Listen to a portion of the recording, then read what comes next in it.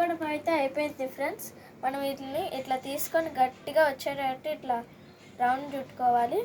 నెయ్యి వేసుకుంటే ఇంకా బాగుంటుంది, కానీ చాలామంది తినరు కదా, కొంతమంది తింటారు కొంతమంది తినరు, అందుకే నేను వేయలేదు నెయ్యిని.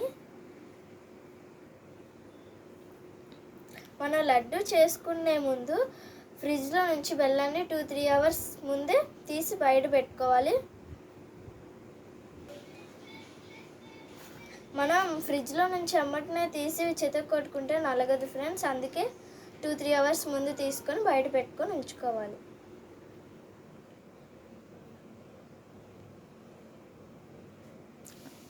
బెల్లం పాకం పట్టుకోలేదని స్మెల్ వస్తుందని అలా ఏం అనుకోవద్దు, స్మెల్ రాదు.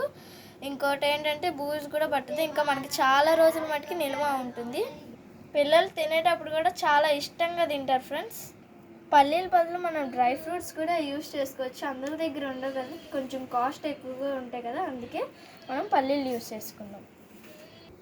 చూసారు కదా ఫ్రెండ్స్, ఫైనల్ లుక్ అయితే ఎలా ఉంటే, నేనైతే చిన్నగా చేసుకున్నా, కావాల్స్తే మీరు పెద్దగా కూడా చేసుకోవచ్చు. టేస్ట్ మాత్రం సూపర్ ఉన్నాయి ఫ్రెండ్స్, హెల్దీ కూడా. తమ్ముడు, ఈ రెసిపీ నీకోసమే, ట్రై చేసి ఎలా ఉందో చెప్పు, ఓకేనా? ఓకే ఫ్రెండ్స్, ఇంకో రెసిపీతో నెక్స్ట్ వీడియోలో కలుద్దాం. బాయ్.